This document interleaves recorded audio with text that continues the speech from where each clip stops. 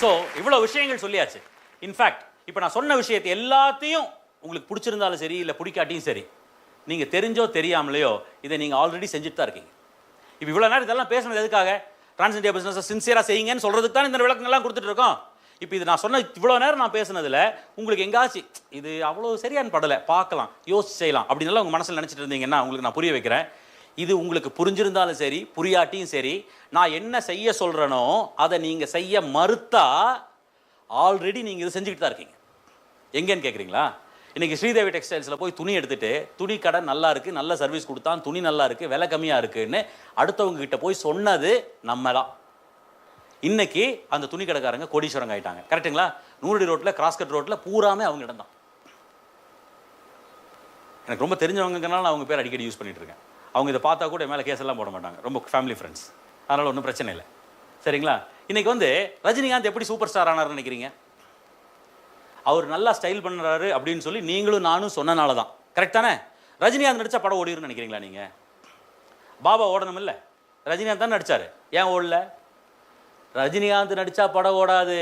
ரஜினிகாந்த் நடித்த படம் நல்லா இருக்குன்னு நானும் நீங்களும் வாயை திறந்து சொன்னா தான் அந்த படம் ஓடும். கரெக்டா இல்லையா? ஜெயலலிதாமா ஏங்க சாகர வரைக்கும் சிஎம்மாவே இருந்து செத்தாங்க. நானும் நீங்களும் அவங்களுக்கு ஓட்டு போட்டனால தான் அவங்க சிஎம்மாக இருந்து செத்தாங்க. கரெக்டுங்களா? இன்னைக்கு எத்தனையோ பேர் வர்றதுக்கு முயற்சி பண்ணுறாங்க, முடியல. ஏன்? நம்ம முடிவு பண்ணா தான் முடியும், நம்ம நினச்சாதான் நடக்கும். அப்போ மக்களாகிய நாம் யாருடைய பேரை வாயில உச்சரிக்கிறோமோ, அது நிறுவனமாக இருக்கலாம், தனிநபராக இருக்கலாம், யாராக வேணா இருக்கலாம், யாருடைய பெயரை மக்கள் வாயில் உச்சரிக்கிறார்களோ அவர்கள் வாழ்க்கையில் வெற்றி பெறுவதை யாராலும் தடுக்க முடியாது. இப்போ இவ்வளோ நேரம் இங்கே என்ன சொல்லிட்டு இருக்கோம் நினைக்கிறீங்க? டிரான்ஸ் இந்தியா உச்சரிங்கன்னு சொல்கிறோம், டிரான்ஸ் இந்தியா வியாபாரத்தை உச்சரிங்கன்னு சொல்கிறோம், டிரான்ஸ் இந்தியா பிஸ்னஸ் உச்சரிங்கன்னு சொல்கிறோம், டிரான்ஸ் இந்தியா ப்ராடக்ட்ஸ் உச்சரிங்கன்னு சொல்கிறோம்.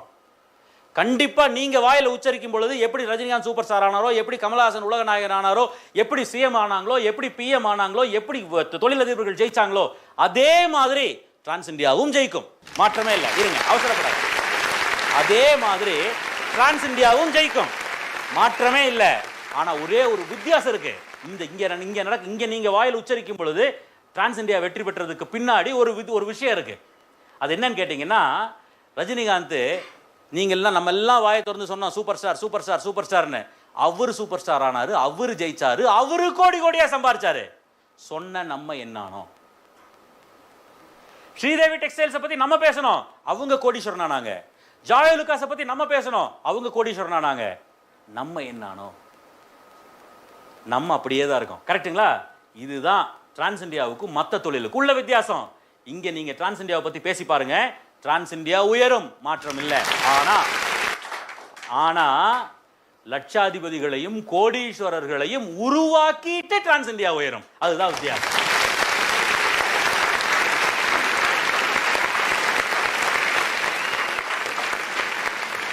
ஸோ நெட்வொர்க் மார்க்கெட்டிங் நிறைய பேர் கரெக்டாக புரிஞ்சுக்க மாட்டாங்க. என்ன அப்படின்னு கேட்டிங்கன்னா, ப்ராடக்ட் விற்கிறது நெட்வொர்க் மார்க்கெட்டிங் நினச்சிக்குவாங்க, இல்லை ஆட்களை சேர்த்துறது மட்டும்தான் எம்எல்எம் நெட்வொர்க் மார்க்கெட்டிங் பிஸ்னஸ் நினச்சிக்குவாங்க. அப்படி கிடையாதுங்க. நெட்வொர்க் மார்க்கெட்டிங்க்கு ஒரு ஸ்டெப் இருக்குது. ஃபர்ஸ்ட் ஸ்டெப் என்ன அப்படின்னு கேட்டிங்கன்னா, build a team of people, build a network of people. ஆட்களை உங்களுக்கு கீழே நிறைய பேரை கொண்டு வாங்க. பொருள் விற்கிறதுல உங்களுடைய கவனத்தை செலுத்தாதீங்க. பொருள் விற்கிறது அப்படிங்கிறது என்னன்னு கேட்டிங்கன்னா, உங்களுக்கு கீழே ஒரு 1000 பேர் வந்துட்டாங்கன்னா அந்த 1000 பேர் அவங்களுக்கு தேவையானது, அவங்களுக்கு முடிஞ்ச அளவுக்கு கொஞ்சம் விற்கிறது, அதுதான் பொருள் விற்பனையோ தவிர நம்ம தனிப்பட்ட முறையில் கொண்டு போய் விற்கிறதல்ல. ஃபோக்கஸ் பண்ண வேண்டிய இடம். உங்களை விற்க வேண்டான்னு சொல்ல, தாராளமாக விற்றுக்குங்க. ஆனால் உங்களுடைய ஃபோக்கஸ் எங்கே இருக்கணும்? பொருள் விற்பதில் இருக்கக்கூடாது, டீமை டெவலப் பண்ணுறதுல தான் இருக்கணும். புரியுதுங்களா?